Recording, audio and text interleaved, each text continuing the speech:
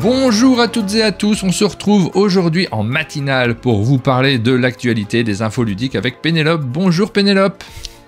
Bonjour Martin, bonjour le chat sur Twitch, bonjour sur YouTube, j'espère que tout le monde va bien et que vous n'êtes pas coincé par la neige. Eh oui, parce qu'il neige un petit peu sur Paris, pas encore ici, il pleut. Mais la neige va arriver, on vous annonce la météo, ça ne sera pas le sujet principal de cette émission, nous avons les mêmes sujets que d'habitude, c'est la même liste d'ordre du jour, mais à l'intérieur évidemment on ne va pas parler des mêmes choses, ce ne seront pas les mêmes news, ce ne seront pas les mêmes jeux qui arrivent sur la plateforme Board Game Arena. Grosse actualité sur Board Game Arena cette semaine, il se passe plein de trucs sur le site. On fera un petit tour du monde ludique des jeux qui vont arriver bientôt sur vos tables, dont on entend parler pour la première fois, les sorties. On reviendra, comme la semaine dernière, sur vos attentes, puisque vous aviez la possibilité de voter sur Instagram pour les jeux que vous attendez avec le plus d'impatience auxquels vous avez envie de jouer. Les financements participatifs, et on terminera par les vidéos sur nos chaînes. Oui, c'est l'indice d'envie. Oui, c'est ma nouvelle rubrique favorite, moi, personnellement. On va commencer directement. Et ben, c'est parti. Par les news, puisque jingle, puisque c'est les news et puisqu'on a un jingle dès le début de l'émission, c'est très important de commencer par ça. Le contenu, on s'en fout, on a des jingles. Ils n'ont pas changé cette semaine, ce sont les mêmes jingles que la semaine dernière. Et on va pouvoir vous parler de quelques petites news par laquelle on commence, Pénélope. Nous avons Rachel dans le chat, on peut peut-être commencer par la news qui la concerne, presque directement, puisque nous avons Néoludis qui a intégré à son catalogue de distribution deux éditeurs, Bad Boot Games et Explorate. Et ça, c'est la nouvelle, j'ai envie de dire. Il y a des nouvelles comme ça toutes les semaines, ça bouge tout le temps. Ils vont chez l'un ou chez l'autre, j'ai envie de dire. Et ben cette fois-ci, c'est chez Néoludis.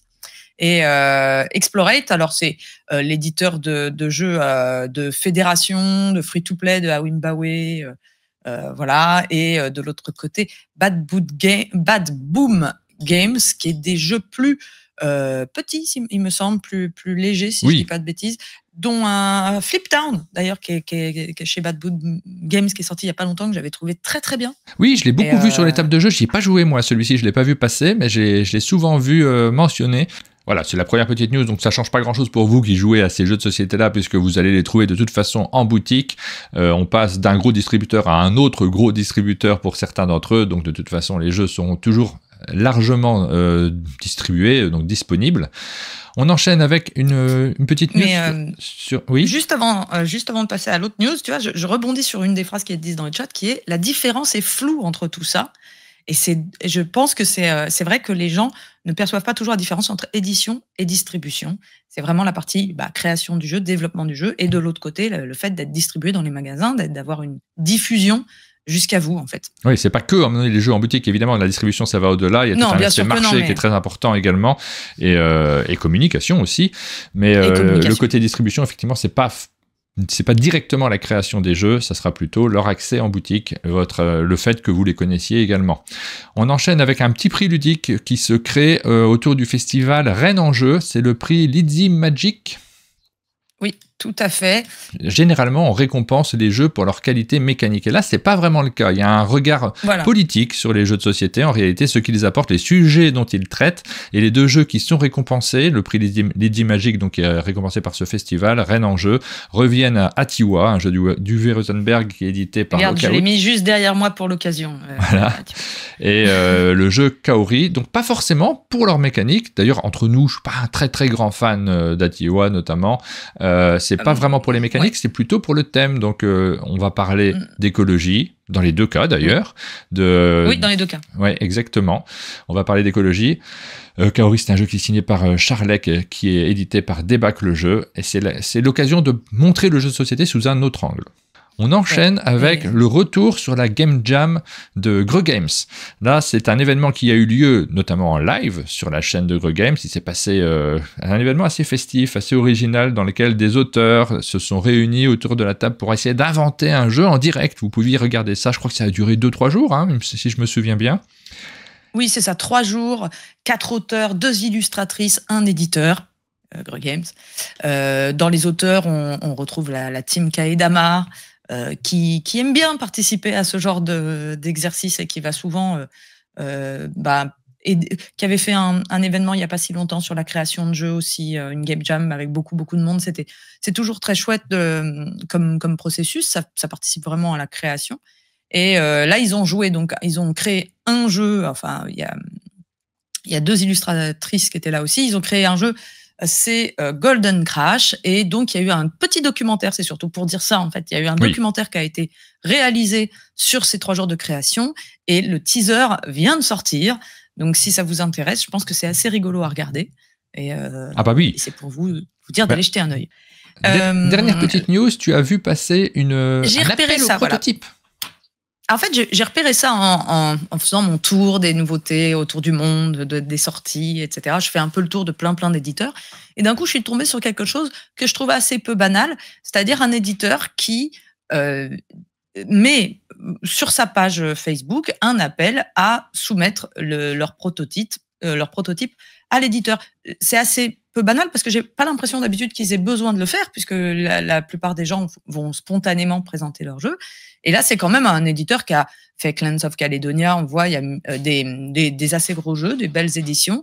Et donc, ils ont fait un formulaire où on peut aller soumettre nos game design. Donc, si vous avez un jeu, ils cherchent plutôt des jeux un peu costaud, un peu Eurogame. Donc, je pense que c'est aussi pour ça, parce que finalement, les jeux costauds, un peu ambitieux, c'est pas forcément ce que les gens font le plus, je pense, au début dans leur création.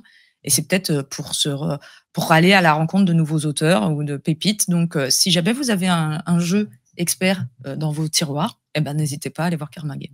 Voilà, ça c'est original. Alors ça va être la période des prototypes, c'est la période où on monte les jeux aux différents éditeurs, puisqu'on va rentrer dans la grande période du festival international des jeux de Cannes. C'est chez tout le monde, chez les auteurs, chez les médias, chez les éditeurs. C'est le moment où on s'inscrit, on va aller voir ce que les différents éditeurs font en s'inscrivant à leur rencontre pendant le festival. Aujourd'hui, on va pas trop en parler du festival des jeux de Cannes, mais sachez que c'est la dernière fois, parce que dans les prochaines émissions, ça va être l'un des sujets principaux. Il va y avoir beaucoup d'actualités autour de tout ça.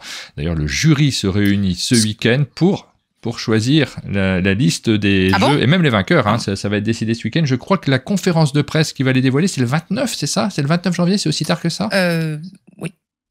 Je crois. On enchaîne maintenant avec notre actu sur Board Game Arena, mais juste avant, forcément, jingle. Aïe. Ah, moi j'ai la musique, toi t'as pas la musique, donc tu peux pas... Je danse plus, c'est plus rigolo quand je suis là. Alors, plusieurs news sur Board Game Arena, puisqu'il y a eu même 3 news. D'abord, les jeux qui arrivent sur la plateforme. Vous avez l'occasion chaque semaine de découvrir de nouveaux jeux de société. Parfois, c'est vraiment des découvertes parce qu'ils ne sont pas encore sortis, et c'est le cas notamment cette semaine de Captain Flip, qui arrive juste maintenant, vous pouvez le découvrir. Et le jeu, lui, il sera disponible en février seulement, si je ne me trompe pas. Oui.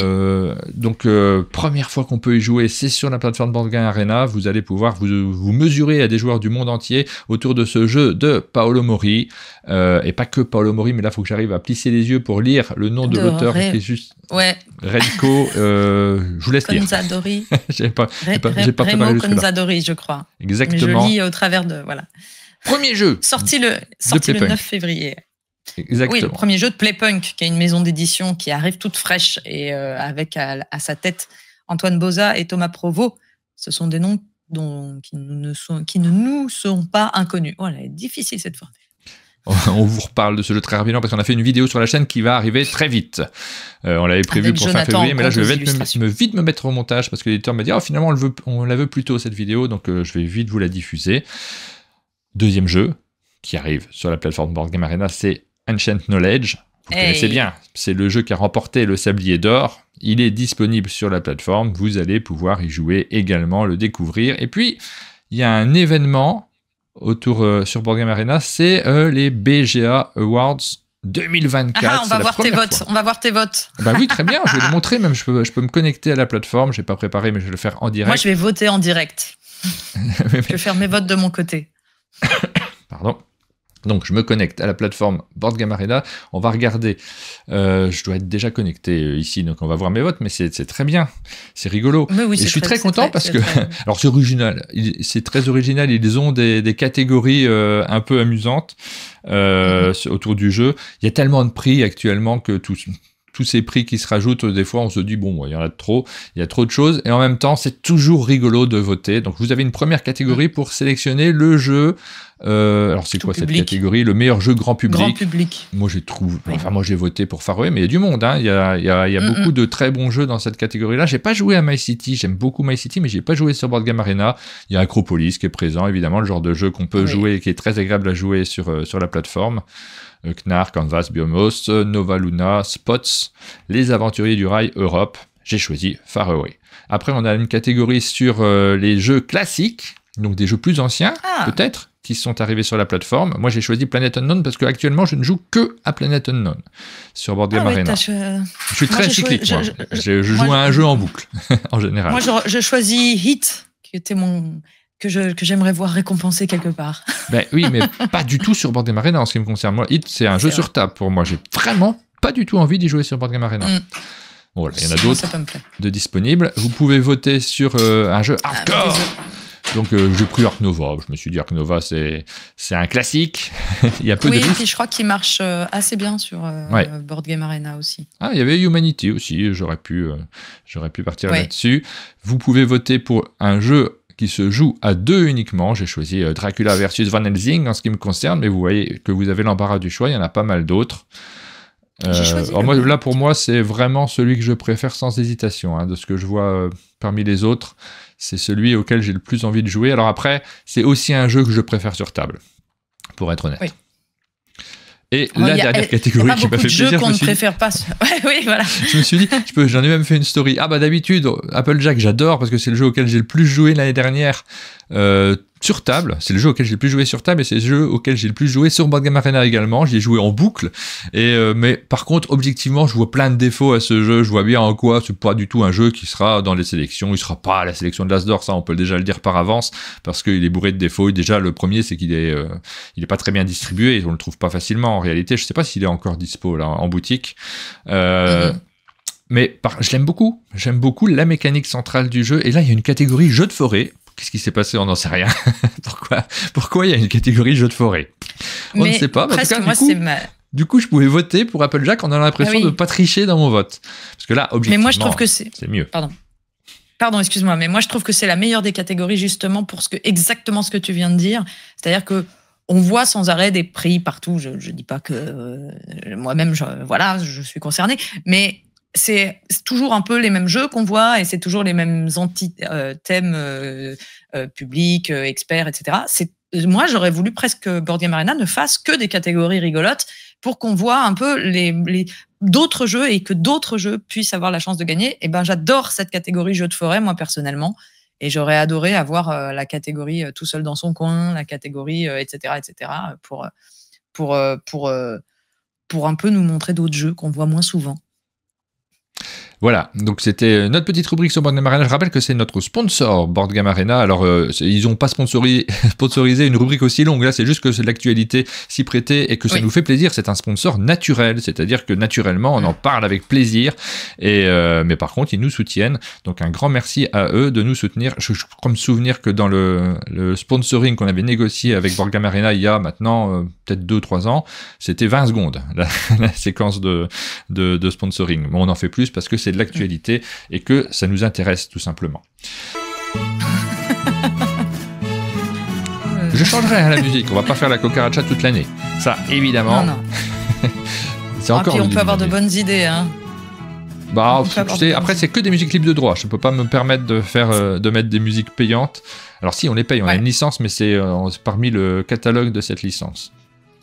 Oui. Alors, après, il faut les changer quand je suis là, que je puisse les entendre, parce que moi, je suis très triste dans mon coin de ne pas les entendre.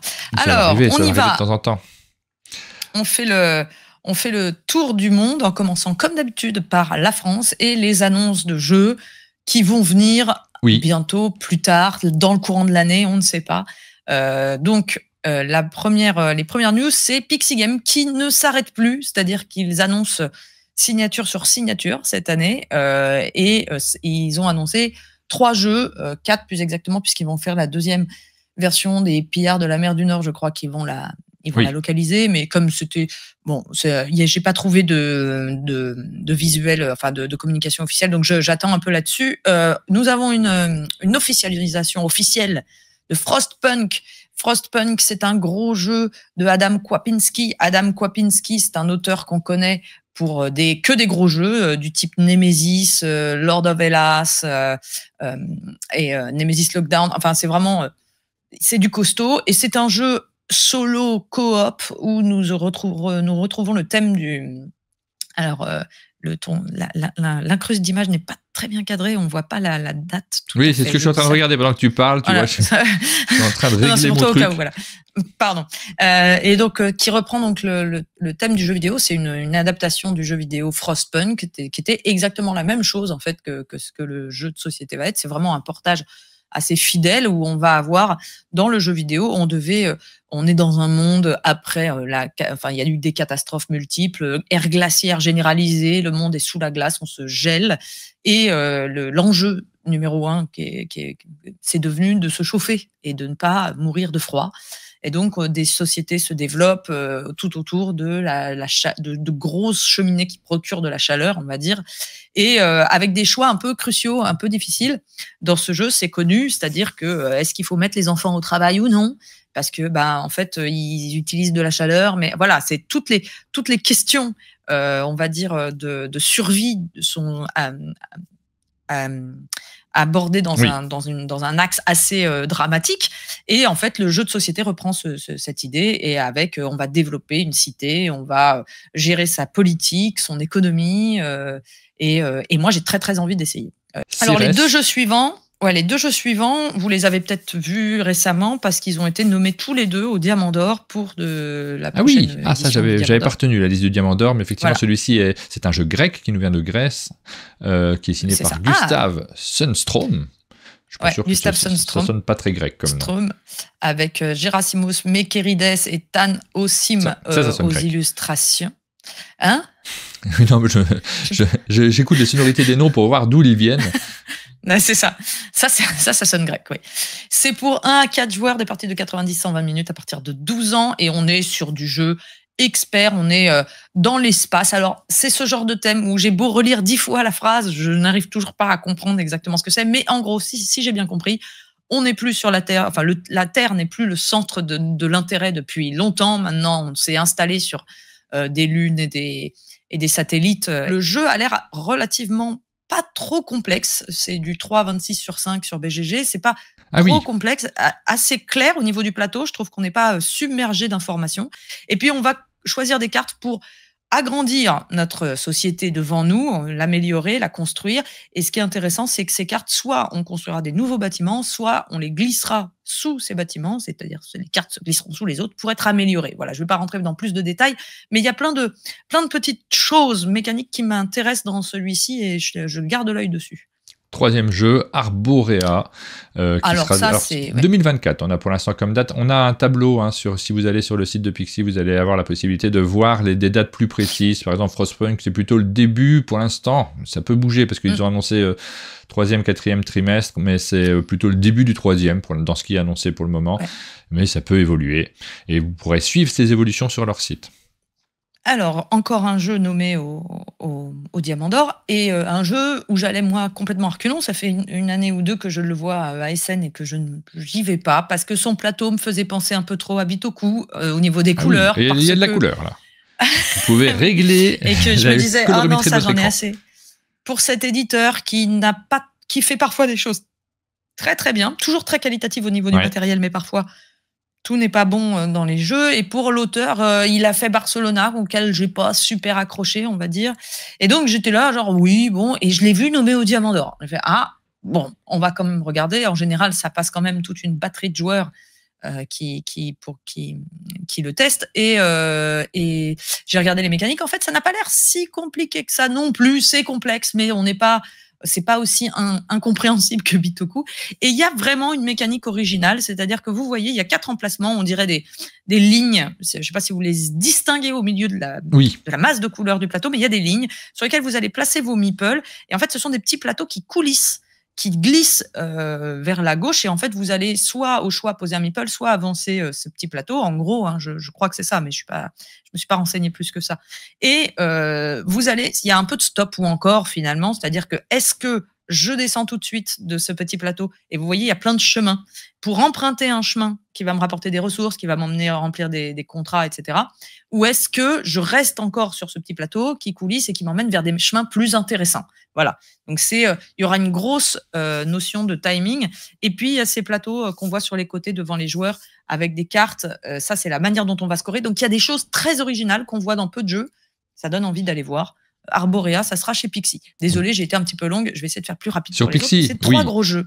Alors, justement, on va enchaîner. Je te propose d'enchaîner avec Pixies après avoir parlé de Pixie. Est-ce que c'est pas une magnifique transition?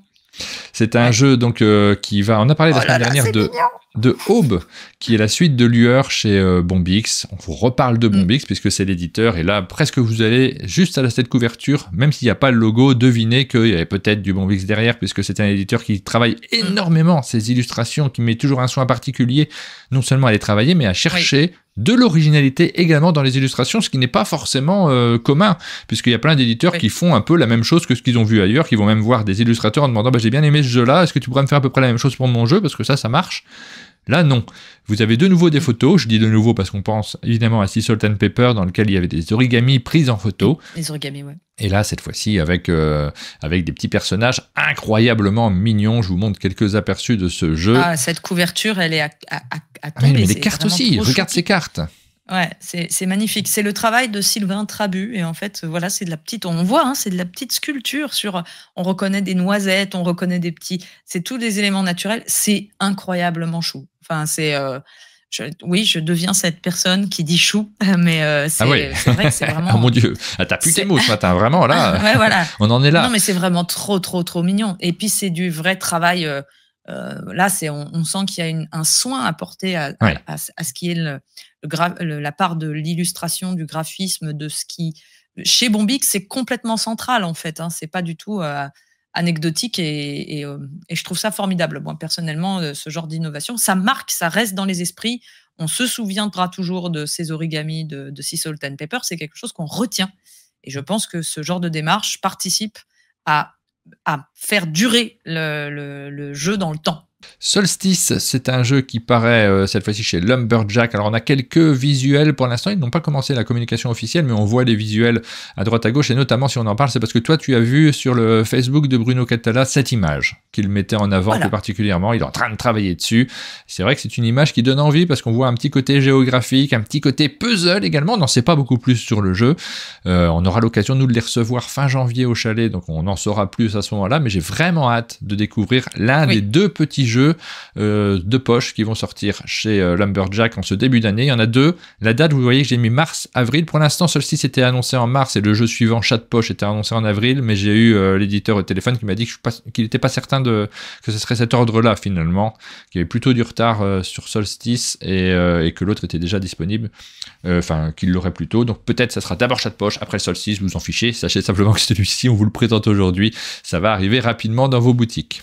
Il y en avait pas mal en Italie, j'en ai sélectionné que 2, mais cette semaine, c'était l'Italie qui était à la star. Donc, le premier jeu, c'est un jeu de David Spada, et alors c'est assez rigolo, ça me fait rire parce que c'est Squeaky, ça sort chez Get On Games, c'est ceux qui ont fait Foxy, si je ne dis pas de bêtises, et ça a l'air d'être ce même genre de jeu, des animaux, de la déduction et de la mémoire. Le même principe un petit peu que ce qu'on avait eu avec Foxy. Mais ce qui me fait rire, c'est que David Spada, son autre jeu, qui est un peu connu, c'est donc Foxy, hein, et c'est Tabanousi. C'est-à-dire que on est vraiment sur l'inverse total, le gros jeu Eurogame. Donc ça me fait toujours rire de voir ces auteurs qui sont capables de faire des très très gros jeux et des tout petits jeux, parce qu'il n'y a pas beaucoup plus simple. Elle est géniale, cette illustration que tu as été chercher, je ne l'avais pas trouvée. J'ai trouvé quelques illustrations. Alors pour l'instant, moi je ne sais pas trop ce dont il s'agit. Je ne sais pas si tu t'es renseigné sur la mécanique, mais vous voyez, il y a des illustrations comme ça autour de petits éléments que les animaux vont ramasser. Moi, j'en sais pas plus. Mais c'est vrai qu'on reconnaît d'abord l'illustrateur qui était également aux commandes de Foxy, si je ne me trompe pas, hein, si c'est bien le même. On revoit ces petites illustrations mignonnes qui donnent envie de jouer immédiatement. Et de Alpaca. Mais en gros, si ce que j'ai compris, c'est qu'on va faire un peu comme dans Foxy, on va récupérer des cartes qu'on va mettre devant soi pour faire une collection, sauf qu'on n'a pas le droit de consulter ce qu'on a déjà pris. Et donc, il va falloir qu'on se souvienne de ce qu'on a déjà pris, parce que si on dépasse une certaine quantité qu'on est censé avoir dans notre réserve, on est éliminé. Donc, et les autres, je pense, vont dire « Ah, je pense que tu en as trop ». Voilà, je pense qu'il ne faut pas être trop gourmand. Et on va piquer des petits bonbons. On enchaîne, on parle d'oiseaux. On parle d'oiseaux chez Cranio Création. Alors là, c'est pareil, Cranio Création, ils nous ont habitués à des beaucoup plus gros jeux, notamment Golem, Gaia. Alors là, il y a marqué Gaia Project, mais je suis pas sûre. Mais je sais que ils n'ont pas fait des gros jeux. Moi, j'ai le souvenir d'un jeu qui était illustré notamment par Marie Cardois, qui se passait dans un parc d'attractions. Ça s'appelait Steam Park, si je me souviens bien. Je suis plus très sûr du nom. C'était du tout petit jeu. Par contre, ils étaient très sensibles déjà à avoir une illustration originale et des mécaniques auxquelles on ne s'attend pas au départ, à l'origine de la création de la boîte. Par contre, tu as raison. Mais ils ont quand même un catalogue assez costaud. Ils ont fait des jeux costauds, ouais. Voilà. Et ils ont donc effectivement parfois des jeux plus légers. Eh bien, Bauer, c'est un jeu plus léger. Et là, on sent le jeu plus léger qui est dans la vague de ce qui fonctionne bien en ce moment. On a vu le petit jeu d'avance Quickie avec les petits animaux. Là, on a des petits oiseaux. On pourra le mettre dans la rubrique BGA Award de l'année prochaine, les jeux avec des oiseaux ou des petits animaux. Ou les jeux de forêt, hein, pourquoi pas. Et on va placer des tuiles pour fabriquer son nid avec des plumes de couleur.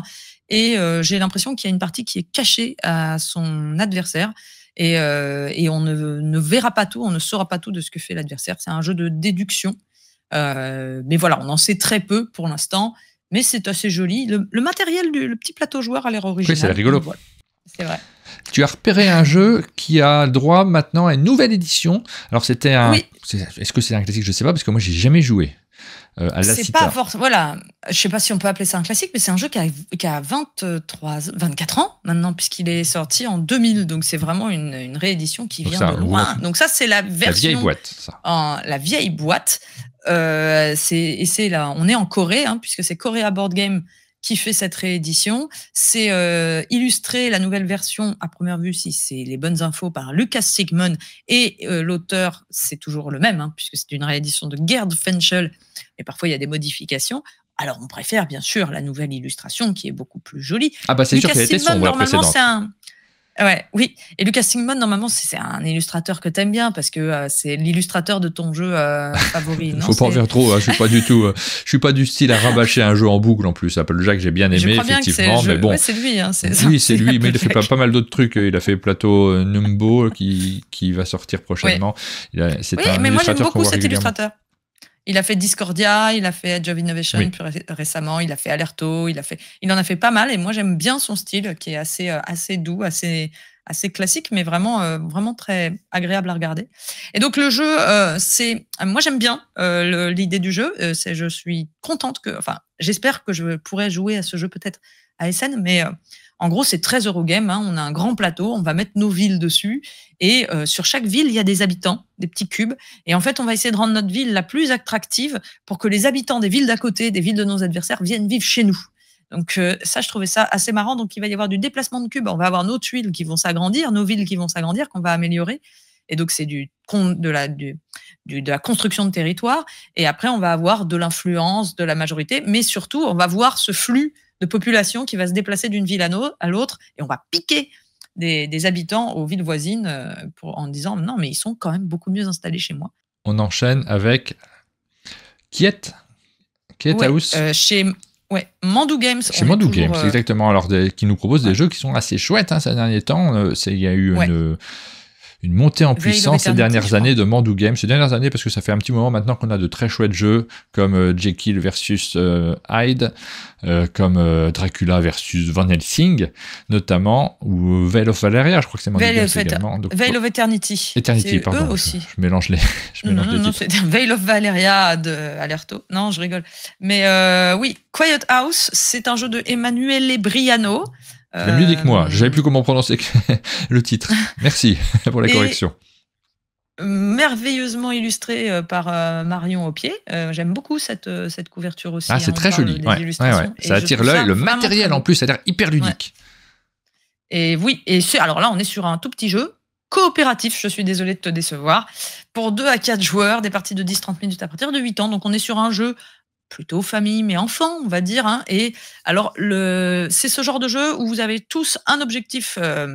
En fait, on a un objectif commun, mais nous avons des informations partielles sur cet objectif commun. C'est-à-dire que chacun a des informations, mais on ne peut pas les communiquer aux autres. Et on doit placer des statues au milieu d'une pièce en respectant certaines contraintes. Et il faudra arriver à remplir toutes les conditions de tout le monde pour gagner le jeu. Alors bien sûr, là, moi, c'est résumé, je n'ai pas tous les tenants et les aboutissants du jeu, mais je trouve le matériel déjà extrêmement beau et ça peut être très rigolo, je pense, avec des plus jeunes. Donc voilà. Voilà pour ce petit jeu. Et le dernier dont on parle aujourd'hui, alors ça, cette fois-ci, c'est du Vincent Dutrait au dessin.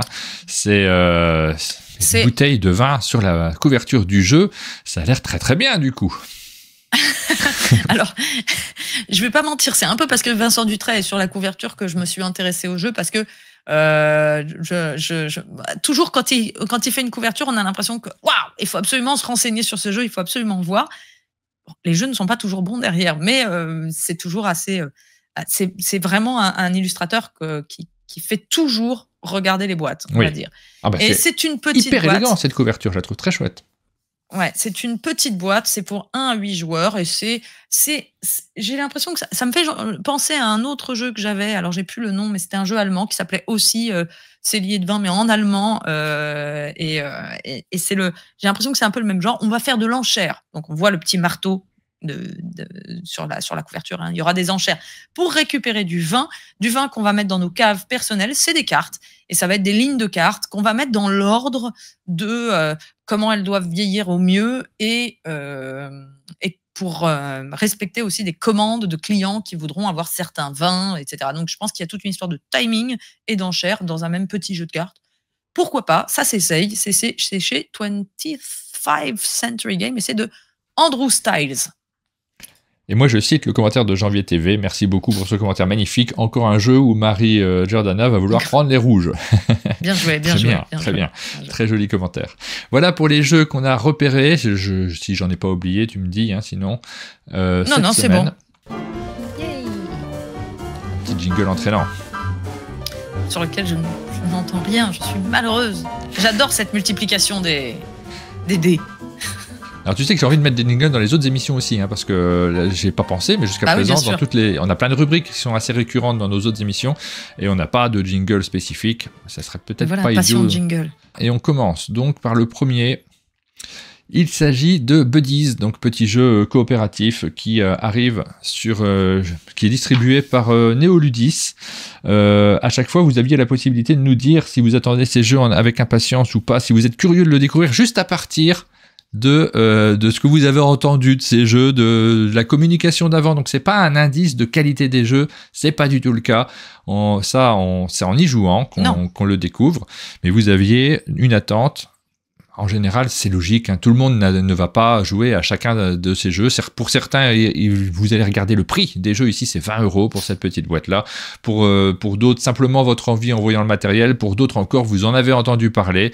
Pour Buddies, vous êtes 26% exactement, à être attiré par ce jeu coopératif qui nous emmène dans l'univers des abeilles. Et à avoir envie d'y jouer. Je vous donnerai les chiffres de temps en temps des jeux les plus marquants sur cette caractéristique-là en particulier. C'est un jeu qui est signé par Laura Degracia et Jérémy Buisson. Et c'est publié chez Collective Aventure. Et alors du coup, l'attente autour de ce jeu, je sais pas, je l'ai pas entendu. 26%. 26%, très bien. Donc, 26% des gens qui ont répondu au sondage, et vous êtes plusieurs centaines à avoir répondu au sondage. Vous êtes 26% à dire celui-là, je veux y jouer. Voilà, c'est déjà, c'est des gros chiffres. Hein. Il faut comprendre ça. On n'est pas obligé de monter très haut pour que ça soit des chiffres significatifs en pourcentage. Moi, je n'y ai pas joué. C'est vrai que le coopératif me freine un peu, mais j'aurai sans doute l'occasion d'y jouer. On passe vite, hein. C'est une rubrique dans laquelle on ne s'attarde pas sur chacun des jeux, évidemment, parce qu'il y en a pas mal. Double, Anarchy, Pancakes, on en avait parlé la semaine dernière de Double sur les Jeux Olympiques. Il y en a un nouveau Double qui sort cette semaine, cette fois-ci sur l'univers d'Anarchy, Pancakes, que moi je connais pas du tout, mais qui doit être une licence importante, j'imagine. 16% d'entre vous avaient envie de le découvrir, de ce grand classique. Moi je suis à 3%. Je vais vous faire mon pourcentage personnel. Enquête express dans l'ombre de Peter, celui-ci. Moi, j'ai beaucoup insisté sur ce jeu parce qu'on a adoré la partie qu'on a faite. C'est assez exigeant, c'est très malin. Il y a vraiment un twist très original dans ce jeu d'Antonin Bocara qui est publié par Blam. Et ça a peut-être été communicatif, mon envie, parce que vous êtes assez nombreux à avoir envie de le découvrir également. Je cherche la ligne, je ne la retrouve plus. Donc, je ne sais pas si elle a sauté. Tu connais, toi? Tu as déjà joué à ce scénario-là?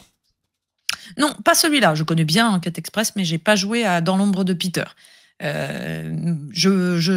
J'espère qu'il est un peu plus complexe que celui sur les dinosaures, qui était un peu simple, mais on verra. Oui, là, ça n'a pas été facile. Hein. J'ai pas fait un sans faute sur celui-ci. Moi, j'ai trouvé complexe quand même. J'ai pas été si fort que ça. Mieux. 60%. Il faut du challenge. Vous êtes 60% à avoir envie de découvrir ce jeu. Donc, c'est un très bon chiffre. Enquête Express marche bien. Ouais, très bon chiffre pour ce jeu-là. On enchaîne avec Fabula Ultima. Donc ça, c'est un jeu de rôle dans un univers japonisant. Un petit peu cet univers que l'on trouve énormément en jeux vidéo. C'est signé Emanuele Galetto. Alors vous êtes moins un jeu de rôle, de manière générale, c'est jamais des très gros scores forcément parce que c'est hyper exigeant les jeux de rôle, mais quand même 15% d'entre vous auraient envie de se plonger dans cet univers-là. C'est déjà un chiffre, c'est un nombre de personnes important en réalité. Oui, je pense que ça reprend pas mal les codes justement de ce qu'on appelle le JRPG, le jeu de rôle japonais, qui est souvent un peu distinct du jeu de rôle habituel. Énorme attente autour de Far Shore. Alors, pour certains, vous avez commenté en disant à ce prix-là, moi, j'ai pas envie. Ben oui, parce que pour beaucoup, le prix rentre en compte dans votre attente parce que vous avez envie aussi d'acheter des jeux. C'est difficile de sortir de l'envie d'achat également, de rajouter les jeux à la bibliothèque. Et pour certains, ça joue. Ça joue sur votre envie puisque vous vous dites, si je l'achète pas, si je peux pas l'avoir, si j'ai pas envie d'investir cette somme-là dans un jeu, ça va me freiner également. Je veux pas trop insister sur la question du prix parce qu'évidemment, c'est un regard personnel, mais c'est bien aussi d'en avoir conscience. Vous êtes quand même 73% à nous avoir dit je veux y jouer et moi j'en fais partie. Ce jeu-là sur la table, j'ai tout de suite envie de me lancer dans une partie. C'est un jeu qui est dans l'univers d'Everdell, c'est signé par Clarissa et par James Wilson. De ce que j'en ai vu, c'est assez proche d'Everdell. On a juste plus l'arbre et un univers différent et des petites nuances, mais vous retrouvez l'essence d'Everdell. Ensuite, nous avons Guyenne, tout petit jeu. On le disait quand on l'a présenté mardi, ce jeu-là, on est très content en fait d'avoir connaissance de la sortie du jeu, de savoir comment ça fonctionne. C'est un petit truc chez un petit éditeur corse, C'est rigolo parce que quand on va sur leur Facebook, on voit les festivals du coin. J'aime bien la Corse, moi, donc ça me fait voyager également. Ça fait très longtemps que j'y suis pas allé. Aucun rapport avec cette rubrique, je sais pas ce qui m'arrive. Guyenne, donc c'est un jeu qui est signé par Jean-Baptiste et Laurent Journeau. Petite boîte à 11 €. Corse, ça t'évoque les vacances. Exactement. Je suis parti là pendant l'émission. Vous êtes 27% à avoir envie de vous mettre autour de la table et vous lancer dans une partie de Guyenne. Ensuite, nous avons... Je cherche un jeu de mots avec une partie de Guyenne, mais j'en trouve pas. J'ai eu l'impression qu'il y avait un jeu de mots quelque part et je l'ai pas. Pas pourquoi. Maps of Mystera, un jeu de Mathieu Bossu, Thomas Cariat, Timothée Decroix, qui est publié par Pas du tout, Yinis Édition. La fiche, c'est vraiment cette fiche-là que j'ai diffusée. C'est n'importe quoi. Non, c'est Sid Dawn, l'éditeur de ce jeu. C'est donc un jeu dans lequel on va explorer une île inconnue, découvrir cette île. Les mécaniques sont vraiment très originales sur ce jeu-là et vous êtes 66% à avoir envie de le découvrir. Oui, c'est un jeu d'exploration avec des... Alors, moi, j'ai très envie de le découvrir parce que j'adore les jeux d'exploration, j'adore un peu le côté cartographie parce que c'est un peu ça. Oui. Ça reprend un peu l'idée qu'on avait dans Souviens-toi où on va confirmer des suppositions des autres, où il y a un plateau partagé avec un plateau personnel chacun. Souviens-toi, qui était un jeu de Sahaché qui était sorti chez Matago, et il y a un peu des familiarités entre les deux. J'avais bien aimé Souviens-toi. Les gens n'avaient pas accroché. Donc, comme les gens n'accrochent pas, moi, j'ai eu des retours de Map of Mystera pas forcément positifs, mais moi, du coup, ça me donne envie d'aller voir.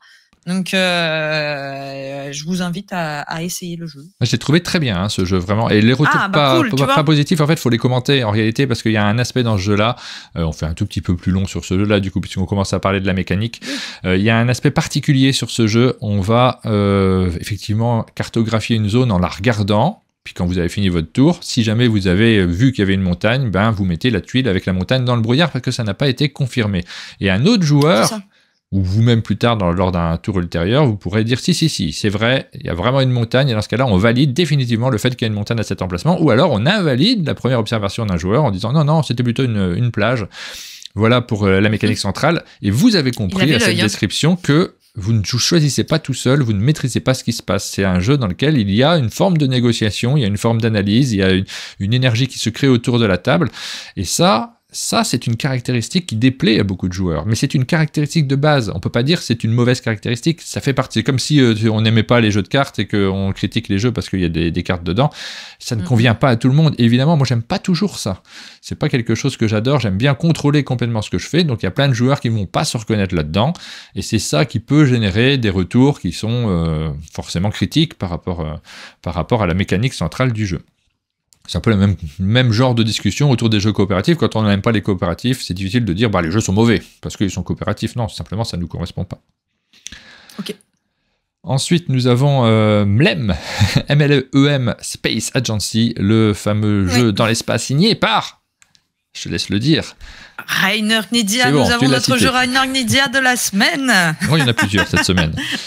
C'est vrai que j'avais pas fait gaffe et souvent cette rubrique me permet de sauver le fait que des fois il n'y a pas de jeu Rainer Knizia annoncé, donc c'est génial, il y en a toujours un. Le Knizia du jeudi, on devrait avoir un jingle que pour ça, ou un petit logo qui s'affiche sur la, tu vois. Faut le faire. Je te donne du travail, formidable. Non, je m'y oppose formellement. Il y en a deux, des Rainer Knizia dans cette liste de sortie. Donc celui-ci, on le qualifie souvent de Célestia dans l'espace, et du coup, on résume le jeu à juste ça. J'ai pas joué, donc je vais pas pouvoir en faire beaucoup plus, mais je suis assez curieux de le découvrir. Je vous ai pas dit les chiffres sur Maps of Mysteria, 66%, si je l'avais dit peut-être. Et celui-ci, vous êtes 46% à avoir envie d'y jouer. Ensuite, nous avons My Island, c'est un Rainer Knizia également, mais cette fois-ci, c'est la suite de My City. C'est de nouveau signé par Rainer Knizia, c'est illustré par Yellow. Tu y as joué déjà, toi, à My Island ? Il est fabuleux. C'est vrai ? Il est super. Moi, je le trouve mieux que My City, je le trouve mieux que My City Roll and Write. C'est mon coup de cœur de la semaine, peut-être même du mois de janvier. Ça faisait longtemps que je m'étais pas autant amusée dans un... Enfin, je sais pas, j'ai eu vraiment...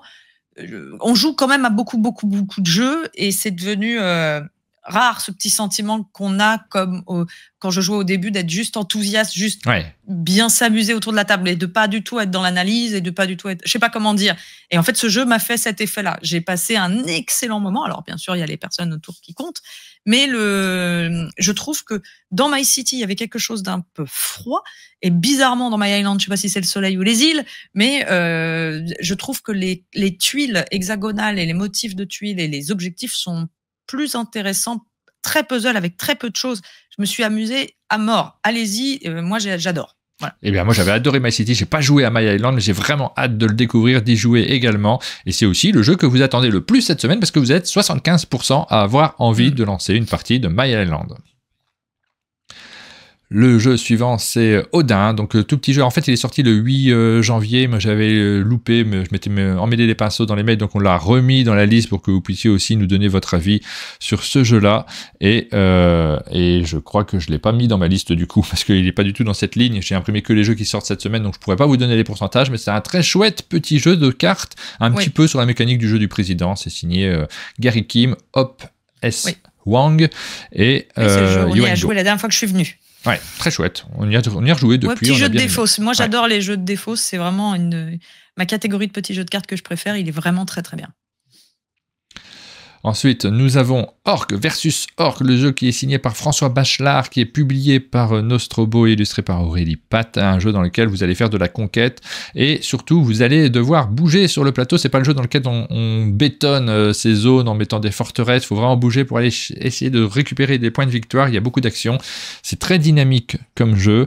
Vous êtes 29% à avoir envie de vous lancer dans une partie de ce jeu-là. Ensuite, il y en a pas mal cette sortie. 2 petites extensions du jeu Paléo. On passe assez rapidement sur les extensions chaque semaine. Si vous connaissez ce jeu, vous savez qu'il y a 2 petites boîtes. C'est minuscule, c'est des jeux à 5 euros. Oui, c'est des quelques cartes en fait. Vous êtes 30% à avoir le jeu et avoir envie de l'enrichir. C'est des boosters. J'aime bien l'idée des boosters, de cartes achetées en extension. J'adore. C'est combien les scores d'attente, tu as dit 30%. Mais là, on est sur de l'extension. Si tu veux, j'ai pas trop de recul là-dessus. Cornhole, Darts, et le jeu de basket également. Et le dernier, c'est le Soccer par Pitch Games. Ce sont 3 jeux de Pitchnet qui sont proposés, qui sont distribués par Néoludis et auxquels vous allez pouvoir jouer. C'est signé Mathieu Rogue et Paul-Henri Argio. C'est pour un public très particulier, parce qu'il faut aimer les jeux de Pitchnet, c'est pas le cas de tout le monde, mais vous êtes assez nombreux, 30%, moi je trouve que c'est très nombreux pour ce type de jeu. En réalité, ça montre que le public est assez large finalement, parmi tous ceux qui votent, avoir envie de vous lancer dans des combats de Pitchnet, parce qu'en général, les joueurs qui aiment bien cette mécanique-là n'hésitent pas à acheter ces jeux-là en particulier. Oui, je regardais par terre parce que je l'avais juste à côté de moi, j'aurais pu vous montrer à quoi ça ressemble, mais on l'a enlevé, donc il n'est plus là. Il y a des gens qui rangent ma pièce, c'est fou ça. Ensuite, on enchaîne avec... c'est pas le bon bouton. Hop. J'ai bloqué mon logiciel en appuyant. Voilà, j'ai appuyé sur un bouton, pas le bon. On enchaîne avec Point City, le jeu qui fait suite d'une certaine manière à Salade de points chez Gigamic. Un jeu qui est également signé par Robert Melvin, Molly Johnson et Shaw Stankiewicz. Cette fois-ci, on va construire une ville en récupérant des cartes. C'est très rapide, hein. Il y a un petit côté engine builders dans lequel vous allez avoir des ressources. Un petit côté. Un grand côté. C'est Splendor, hein. Cet aspect-là, il y en a plein des jeux dans cette catégorie. Moi, j'aime toujours bien ce type de jeu. Ça me fait plaisir de les sortir autour de la table. Et l'idée ergonomique est très chouette, avec les cartes à double face, d'un côté la ressource, de l'autre côté le bâtiment, et on remplace l'une par l'autre dans la rivière, mais c'est vraiment la seule vraie différence. Après, on a des ressources immédiates et des ressources pérennes quand on construit les bâtiments. C'est très très très proche de Splendor, un peu trop proche pour moi à ce niveau-là. Oui. Il y en a plein, effectivement. Il y en a beaucoup. Et celui-là a l'avantage d'être plutôt joli et plutôt bien fait ergonomiquement. Exactement. Et en général, il y a un gros public pour ce type de jeu. Vous êtes 57% à avoir envie de jouer à Point City. C'est un très joli score également. Ensuite, nous avons Sous la colline au bord de l'eau. Donc ça, c'est du jeu de rôle, un jeu de rôle qui est un peu dans un univers à la Tolkien. C'est publié par les éditions du Troisième Œil. Donc celui-ci, c'est toujours un public particulier, le jeu de rôle. Donc c'est difficile d'analyser ces chiffres-là. Vous êtes 25% à avoir envie de vous lancer dans la partie. Fabula, on avait dit, c'est 15%. Donc c'est un gros chiffre pour du jeu de rôle, parce que ça demande un très gros investissement, évidemment. Nous avons Survivez jusqu'à l'aube, un jeu coopératif qui est signé par Flyos, par Thomas Philippi, édité par Flyos et signé par Thomas Philippi et Gary Petre. Vous êtes 28% à avoir envie de vous lancer dans ce jeu coopératif avec des zombies, j'ai l'impression. Je suis pas sûr en fait, je suis pas sûr qu'il y ait des zombies à l'intérieur. Vraiment tellement pas les zombies. Ah, c'est vrai. Vraiment, je crois que c'est le thème je vais faire mon top des thèmes que j'aime le moins. Et je crois que les zombies sont le top du top de ce que vraiment ne m'intéresse pas du tout. Voilà, je fais mon coming out j'aime pas le zombie.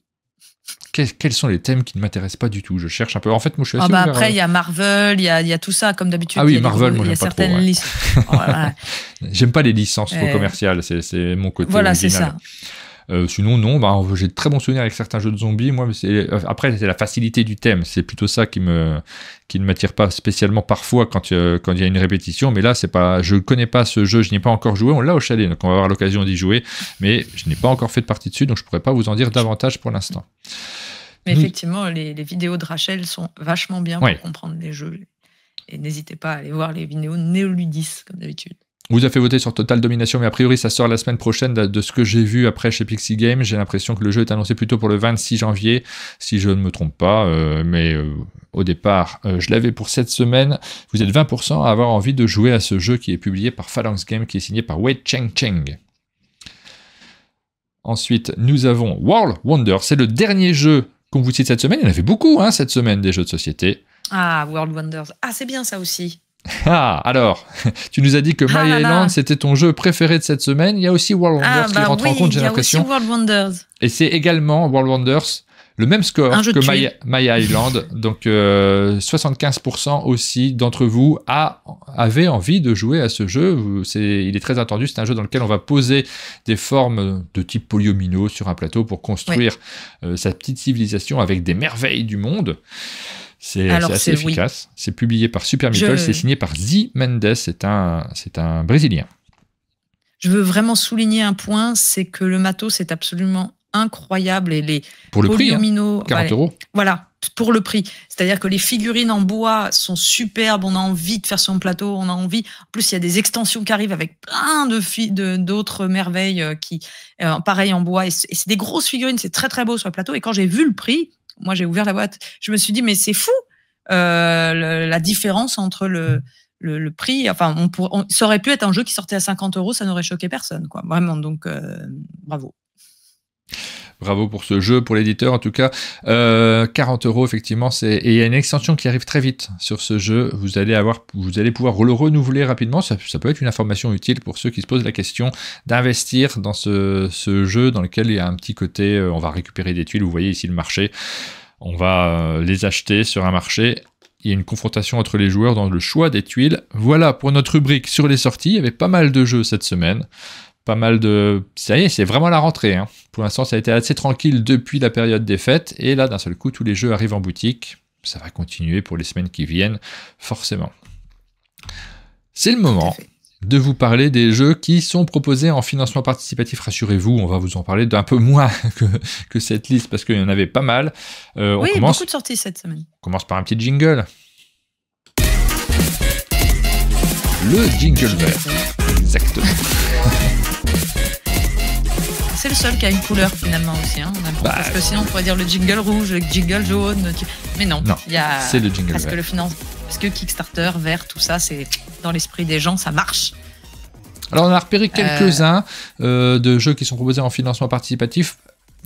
On va pas parler forcément de tous ceux qui sont passés parce qu'il y en a quand même beaucoup. On fait des choix chaque semaine en fonction de nos attirances, de ceux qu'on va peut-être pledger éventuellement, sur lesquels vous avez une attente particulière.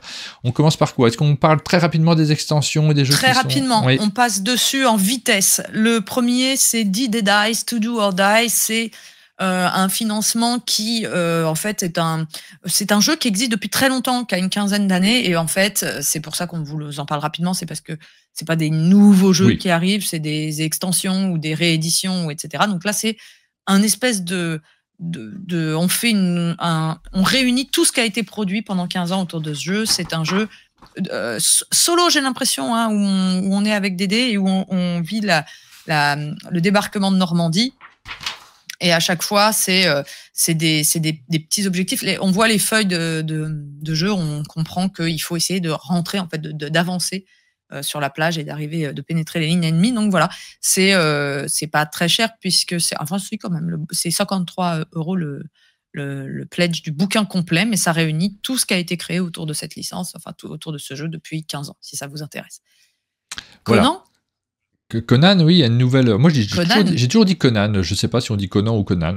J'en sais rien. Conan qui fait un carton. Hein, ils sont déjà 3433 contributeurs. Et donc, c'est le retour de Conan, j'ai envie de dire. Et c'est une extension, en fait, à la boîte de Conan. J'avais pas... C'est 4e Kickstarter sur ce jeu-là. C'est un jeu un peu mythique. Conan, puisque il a fait beaucoup parler, notamment sur le web francophone. C'était l'une des premières grosses licences qui s'était lancée à faire des millions d'engagements en termes de finances. Ça avait très très bien marché sur ce jeu de Fred Henry. Il y a eu plein de boîtes, il y a eu plein d'histoires autour de ce jeu. C'était un événement à l'époque. Ouais.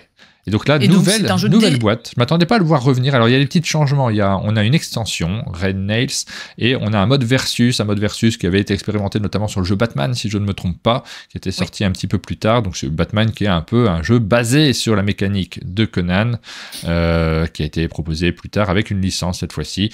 Vous avez la possibilité, si vous n'aviez pas encore le jeu, de le découvrir maintenant. Et ça marche, hein, visiblement. Et c'est un jeu d'escarmouche et c'est de la figurine. Vous avez des scénarios. Il y a des figurines, d'ailleurs, je ne sais pas si vous avez vu, mais il y a des châteaux entiers en figurines dont vous allez faire le siège. C'est très, très impressionnant en matériel. Voilà. Mais donc, Conan. Et puis très rapidement, Kabuto Sumo, c'est un petit jeu sur lequel il y avait un principe, tu sais, ce principe qu'on voit dans les machines à sous des fois. Tu mets une pièce, elle tombe, elle va pousser les autres pièces et certaines vont arriver devant toi. Ça a un nom, mais je ne le connais pas. Peut-être c'est Kabuto, j'en sais rien. Je ne sais pas du tout quel est le nom de ça, mais on retrouve cette mécanique dans un jeu qui est sorti il y a quelques années maintenant et qui a droit à son extension également. Une petite boîte supplémentaire si vous n'avez pas encore le jeu. Moi, j'étais tenté de le prendre. Je ne l'ai jamais pris et j'ai encore jamais joué. C'est très joli. Hein. Voilà. C'est vraiment très, très joli. Là, on voit bien sur cette petite animation le principe de pousser des éléments. Il y a quelques jeux qui utilisent cette mécanique, c'est pas le seul. Il y a La Nuit des Magiciens aussi qui utilise cette mécanique, mais avec en plus le fait de jouer complètement dans le noir et des pièces qui sont phosphorescentes, donc c'est encore plus magique. Il est incroyable ce jeu. Je sais pas s'il est toujours disponible, mais c'est le genre de pièce à avoir dans son musée du jeu quand on a un musée du jeu. J'aimerais bien avoir un musée du jeu, c'est une excellente idée ça. Bah oui, c'est pas dur, il suffit d'acheter un chalet. Voilà, c'est ça. Ça, c'était les extensions. Maintenant, parlons des jeux qui arrivent pour la première fois. Alors non, il y a quand même Among Cultists. On va commencer par ça parce que c'est pas une extension, mais c'est aussi le deuxième Kickstarter, la deuxième campagne sur Among Cultists. Voilà. C'est pour ça que il est entre les deux. Est-ce qu'on l'a pas déjà vu passer celui-ci? Donc, et d'ailleurs, 1346 contributeurs, c'est pas mal, mais c'est pas au même niveau que Conan. Hein. C'est un jeu qui reprend, mais j'ai vraiment l'impression qu'on en a déjà parlé. On a déjà parlé de celui-là, exactement. Ouais. Un jeu à identité cachée. Voilà, c'est un jeu à identité cachée qui reprend le principe de Among Us. Moi, j'y avais joué et je peux pas vraiment en dire ce que j'en pense parce que on a eu une crise de fou rire pendant cette partie. Ça a l'air drôle. Ouais, c'était très très drôle, mais du coup, je n'ai pas beaucoup de souvenirs.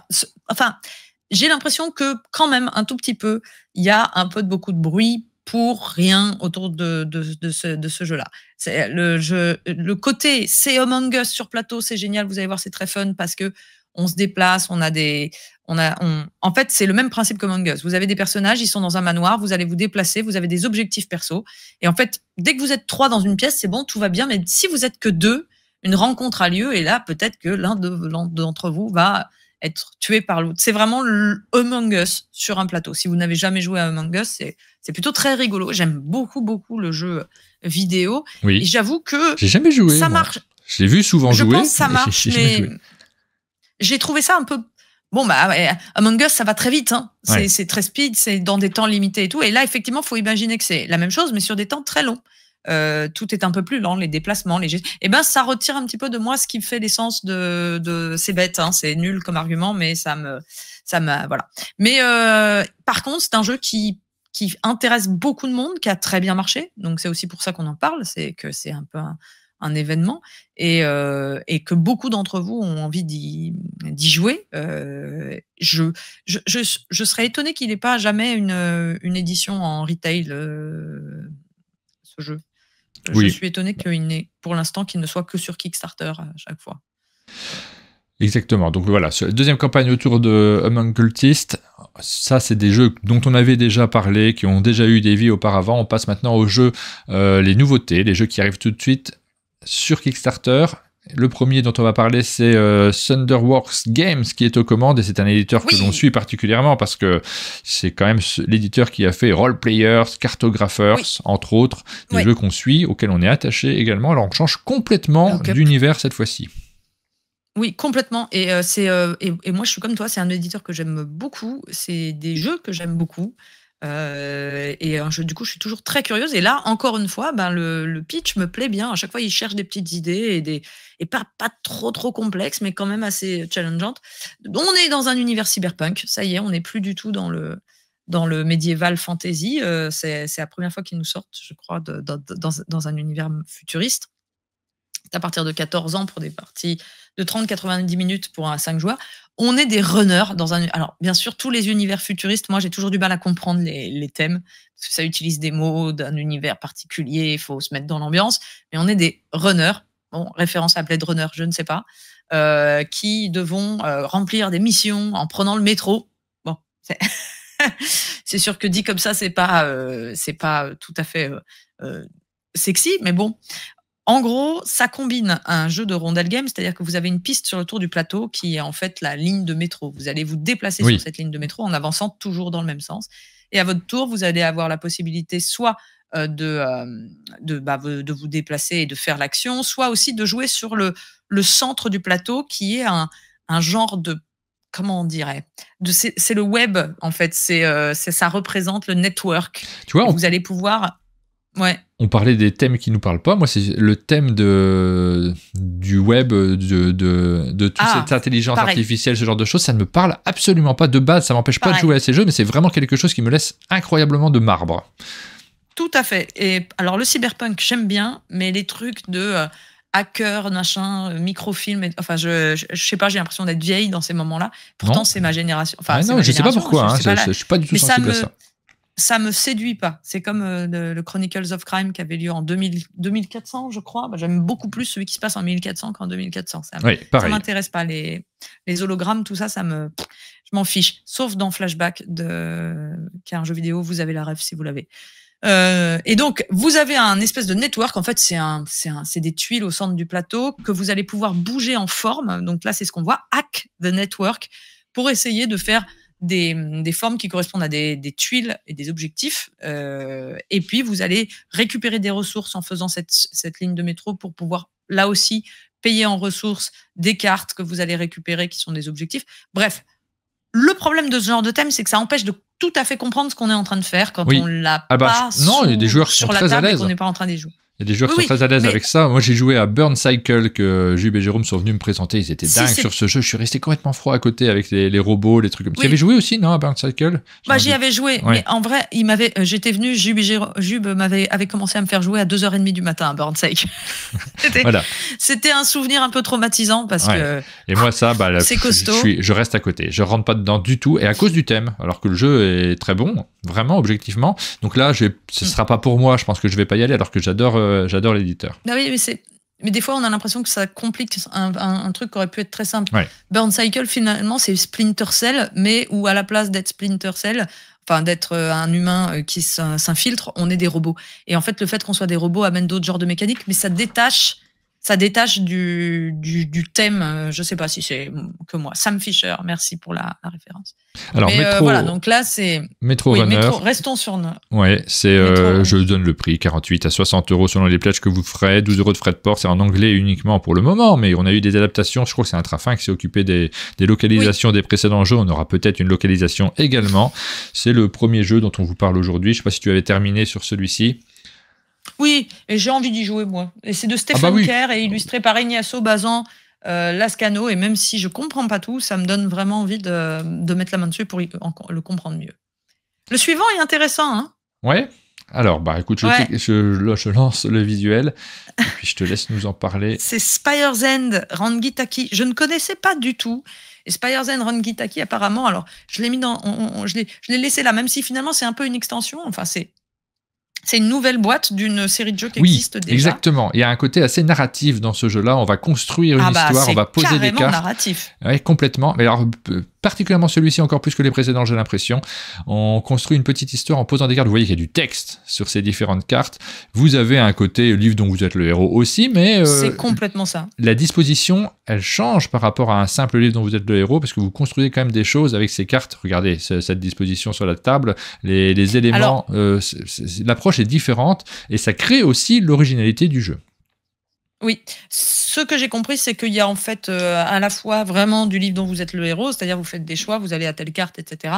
Les illustrations sont plutôt pas mal. Oui. Un peu étrange, mais pas mal. Il y a 300 cartes dans la boîte, hein, donc c'est riche, c'est beaucoup de texte, c'est un vrai univers qui se prolonge. Et ce que j'ai compris, c'est qu'il y a des boss, en fait. Il y a des combats avec des boss, et ça va se passer sur cette disposition de plateau, et avec un système d'attaque et de défense un peu spécial, un peu juste que ce jeu exploite.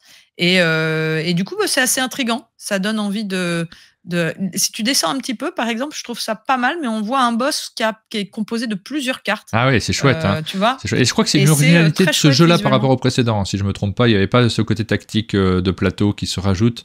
Pour ceux qui connaissent la gamme, moi je la connaissais pas du tout, je découvre ça aujourd'hui. Moi aussi. Donc, moi,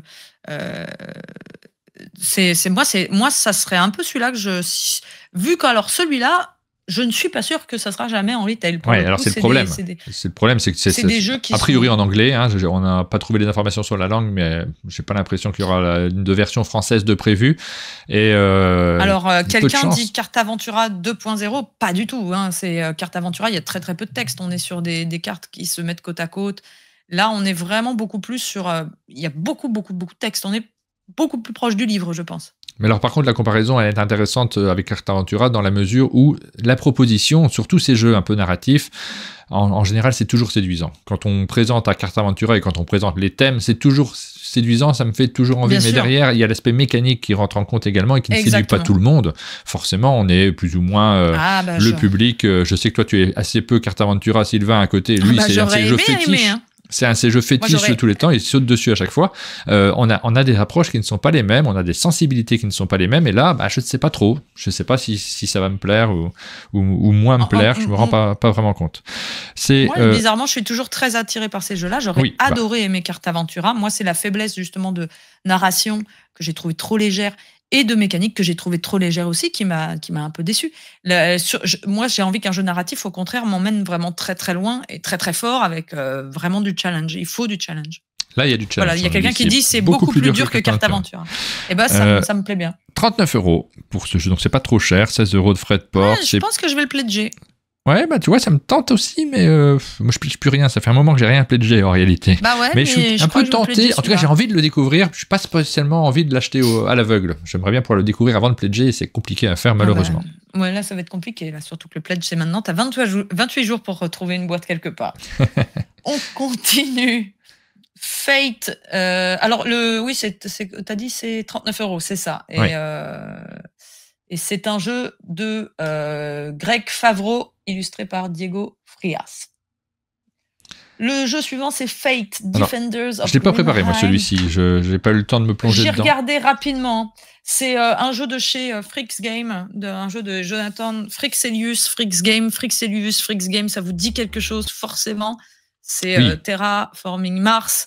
Et tous les jeux de terraforming dérivés.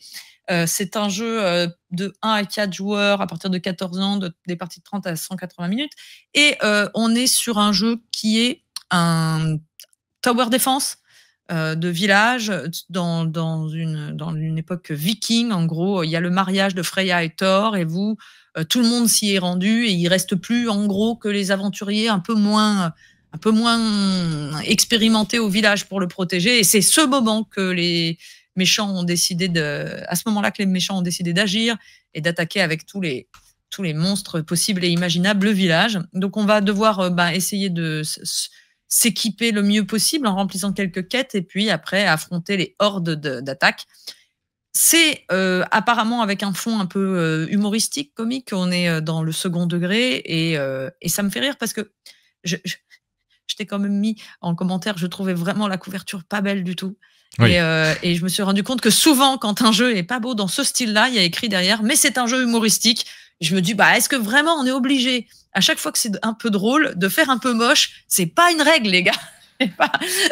Mais voilà, c'est la couverture. Par contre, je trouve que le plateau et le matériel sont plus beaux. C'est vraiment la couverture qui me pose un peu problème avec ce titre. On dirait un titre des années 80 en 3D de jeux vidéo à l'ancienne. Mais voilà. Donc, c'est un jeu qui est entre 49 et 149 $ si vous prenez la totale. Frais de port, 27 $ quand même. Et ça, pareil, je suis pas convaincue que ça arrivera jusqu'à nous. Et oui. Par contre, la boîte est disponible en français, si je ne dis pas de bêtises. Voilà, donc celui-ci, a priori, moi, il y a trop de dés pour moi. J'adore les dés, mais plutôt dans les jeux de gestion. Donc, non, celui-ci, je ne vais pas y aller. Pour l'instant, je ne sais pas si je vais aller sur un jeu. A priori, non, pour l'instant. Alors, les suivants, moi, j'ai noté juste pour la curiosité, c'est les maîtres de l'univers. Ça nous ramène en enfance, puisque c'est tout un univers. En fait, c'est ça que c'est le cas d'en parler. J'ai dit n'importe quoi tout à l'heure. Dans Conan, j'ai dit, vous avez vu les châteaux et tout, mais en fait, pas du tout. C'est dans les maîtres de l'univers qu'il y a ça. J'ai confondu, parce que comme j'ai regardé les deux projets ce matin et que c'est quand même des jeux qui sont pas très éloignés l'un de l'autre, c'est des jeux d'escarmouche avec des missions à remplir et des thèmes avec des mecs torse nu et des grosses épées. C'est un peu le même principe. Mais c'est dans celui-là que quand tu vas descendre dans le projet, tu vas voir, il y a plein de... T'as remarqué que escarmouche, ça commence comme escargot, mais c'est pas du tout le même animal. Voilà. Je te sens enthousiaste. Non, mais j'avais pas tout de suite noté et d'un coup, ça me... Ah bah oui, quand même, c'est une rubrique importante. J'ai pas de jingle, je suis désolé, mais je pense qu'il fallait le souligner. Alors bon, voilà, vous avez plein de matériel, vous avez un univers d'enfance plus exactement, parce qu'il n'y a pas du tout des enfants dans cet univers-là. Pour certains, effectivement, j'espère qu'il y a Skeletor, mais oui, il y a Skeletor dedans, c'est génial. C'est tout ce que j'ai à dire sur ce jeu. C'est un peu une Madeleine de Proust, on ressort dans des émotions qu'on a ressenties il y a un certain temps. Est-ce que le jeu en vaut la chandelle ? Pas pour moi a priori, mais ça intéressera. Oui, c'est des jeux ça se résume facilement. C'est des jeux de combat coopératifs ou avec des tas de grosses figurines. C'est ce que je te disais. Si tu descends un peu, on voit le gros château et donc le siège qu'on peut faire. C'est ce que je l'ai dit pour Conan tout à l'heure. C'est vraiment une erreur de ma part. Voilà. Et on peut se placer à divers endroits. Il y a un côté jeu jouet avec un truc complètement régressif. Trucs, hein. Ouais. Il y a un côté complètement nostalgique, régressif. Ça rappelle des jeux qu'on avait dans les années 80-90, ces grosses figurines avec la tête de squelette. Et comme ça s'adresse à un public assez expert dans ce type de jeu, assez nostalgique, on peut monter à des tarifs qui sont élevés, puisque là, vous allez pouvoir mettre jusqu'à $445 pour récupérer ce jeu. Avec les frais de port qu'il faut rajouter, dans ce cas-là, il y en aura même $46 de frais de port si vous prenez la totale pour ce jeu qui est en anglais uniquement. Bon. Et en fait, $170 pour la boîte de base avec $22 de frais de port. C'est en anglais. Mais oui, c'est pour les nostalgiques, quoi, d'une certaine époque. Et on a fait le tour des jeux dont on voulait vous parler aujourd'hui. Alors, on nous a cité d'autres jeux. Il y en a un petit dernier quand même. On le cite simplement, mais on n'a pas eu le temps de l'explorer plus en amont. Il faut reconnaître qu'on n'est pas des amateurs de print and play, ni toi ni moi, Pénélope. On se lance rarement dans le print and play. On a tellement de jeux à découvrir qui sont déjà imprimés, déjà découpés, et sur lesquels on a juste à se lancer. Mais on regardera, on vous en reparlera peut-être la semaine prochaine. On le cite juste quand même. C'est Knight, et c'est un peu le print and play de la semaine. Oui, voilà. Ça marche bien. C'est un print and play, c'est un roll and quelque chose aussi, j'ai l'impression. Ça, je sais pas. Je l'ai pas étudié du tout. Je le cite très rapidement. C'est un write en tout cas. Je sais pas si c'est un roll, mais c'est un write. Il y a un stylo, il y a des cases à cocher. C'est un jeu à cocher. Mais on le cite parce qu'avant dans cette émission, on a vu que vous nous disiez j'espère qu'ils vont parler de ce jeu-là. Non, on va pas en parler puisqu'on l'a pas étudié particulièrement. On sélectionne de toute façon dans cette rubrique-là. Mais du coup, on l'a mis sur notre petite liste. Je regarderai ce dont il s'agit et il sera toujours d'actualité la semaine prochaine. On aura l'occasion de revenir dessus si l'actualité s'y prête, parce que peut-être qu'il se passera plein de choses d'ici là. Voilà pour notre rubrique sur les jeux proposés en financement participatif. On arrive tranquillement sur la fin de cette émission. C'est le moment de vous parler des vidéos qui sont arrivées sur nos chaînes respectives. On en a eu quelques-unes. Nous, ça y est, on arrive à reprendre chez Un Monde de Jeux. On a eu vraiment une période de pause pendant les fêtes. Et là, ça y est, ça redémarre. Et toi aussi, tu as diffusé quelques vidéos. Alors notamment, celui-ci me fait très très envie, la partie de la Granja. Oh oui, c'est super. Tu sais que j'ai regardé, en général, quand tu fais un live Twitch, je fais pas partie de ceux qui regardent dans le détail tout ce qui se passe pendant tes émissions. Ouais. Je reviens pour discuter, pour parler un peu, pour voir la bonne ambiance, pour échanger avec vous, notamment avant le lancement de la partie. Mais une fois que vous êtes dans les règles, j'écoute plus, je me remets à mon travail. Ça veut dire que je suis derrière l'ordinateur, donc en général, j'ai besoin de mes oreilles. Donc je ne suis plus vraiment ce qui se passe et je ne regarde pas les parties. Mais là, sur la Granja, c'est tellement limpide pour moi, ce jeu. Il y a des jeux dont je retiens les règles facilement, même très longtemps après y avoir joué.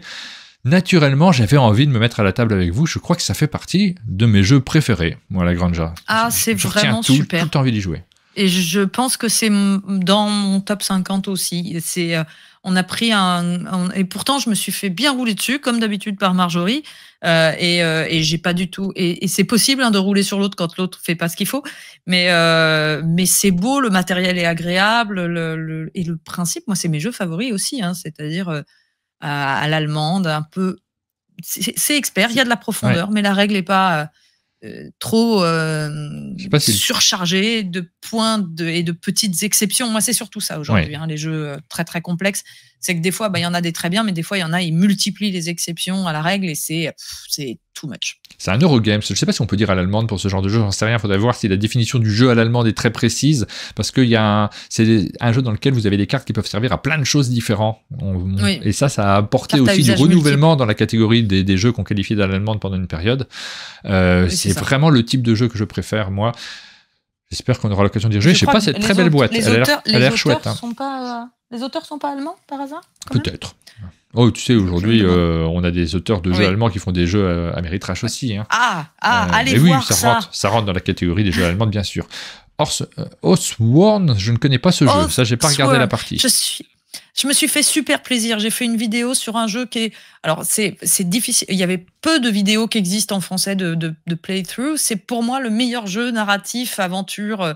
Ça reproduit vraiment les sensations du jeu de rôle, mais en plateau. Pour le coup, ça marche. Et on y joue souvent avec Rebentis, mais hors caméra. Et là, on s'est dit, allez, on sait que c'est 6 heures de live, mais on y va, on offre ça aux gens. Et vous trouverez. Alors, cette boîte coûte, le jeu coûte extrêmement cher, mais Rebentis, c'est sa cam. Hein, c'est là-dedans qu'elle investit, et c'est des jeux avec énormément de figurines. Elle les peint, ça lui prend énormément de temps. Ça fait 1 an ou 2 qu'elle est sur la campagne. Enfin, bon, bref, il y en a. Je dis ça parce que dans les commentaires, il y avait mais le jeu est trop cher, je veux pas y jouer. Oui, mais c'est des jeux pour un public qui achète moins de jeux, mais qui investit plus d'argent d'un coup parce qu'ils savent que ça va leur durer des plombes. C'est comme rentrer dans une aventure. Et on a fait le premier épisode. Je trouve ce jeu absolument fabuleux. Et il est dans mon top 10 de tous les temps. En jeu narratif, c'est mon favori.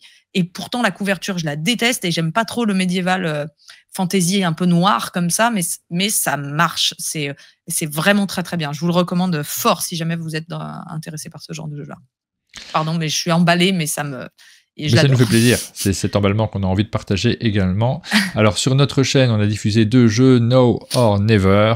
Dans le format On explique, on joue. Vous avez vu que j'ai rénové les vignettes. Je suis content d'avoir mis un petit peu de nouveauté dans chaque domaine. Et du coup, il y a tellement de choses encore sur lesquelles j'ai envie de faire bouger les lignes chez un monde de jeu qu'il y a du travail sur ce début d'année. Now or Never, c'est le nouveau jeu de Ryan Locat. Vous allez pouvoir découvrir ce jeu qu'on a tourné avec Sylvain. On a également diffusé Terra Pyramid, un jeu qui est distribué par Atalia. C'est Our, je crois, qu'il le propose en version française. Là, c'était avec Fred qui était venu nous le présenter. Elles sont bien ces nouvelles vignettes. Hein. Moi, je note les changements. Ouais. Et dans celles qui vont arriver, j'ai déjà préparé les vignettes, je vous les montre pour le plaisir. Donc on a World Wonders qui sort en fin de semaine. Je vous les montre parce qu'en fait c'est 2 jeux qui sont dans la liste des sorties de la semaine. C'est super cette vignette, pardon. Mais... Bah oui, en fait je regarde, c'est ce que j'expliquais hier dans les vidéos, je fais défiler la vidéo, puis de temps en temps quand il y a une image qui est rigolote, je me dis tiens, on va la prendre là. Donc c'est jamais joué. Les scènes que vous voyez sur la couverture de nos jeux, on prend pas la pause. Des fois ça sera du coup pas extraordinaire, mais de temps en temps une image un peu rigolote. Et là, elle est assez joyeuse, cette image. Je ne sais même plus pourquoi on se serre la main, mais il y avait cette séquence-là. Donc, je l'ai pris en vignette. Et puis la dernière, c'est Point City. Vous avez vu, Sylvain n'a pas de barbe sur cette vignette. Ça choque par rapport à. Mais ça m'a fait très bizarre. C'est le nouveau Sylvain. Mais il n'a pas de barbe, il n'a pas de cheveux, il n'y a plus rien, quoi. Il n'y a plus rien. Il reste que le chapeau. Ça change tout. Hein. Ouais. C'est fou. Point City, donc c'est le jeu qui sort cette semaine mais qu'on a tourné il y a 2 jours, donc en fait il n'est pas encore monté celle-ci si je ne me trompe pas. J'ai pas regardé, ça va aller très vite une fois que c'est Sylvain qui monte les vidéos, une fois qu'il aura monté, comme il y a très peu de règles, on va pouvoir la mettre directement en ligne derrière. Quand il y a beaucoup de règles, c'est moi qui m'occupe de faire les règles, donc ça prend parfois un petit peu de temps, ça dépend de mon emploi du temps. De mon côté c'est bon, dit-il. Très bien.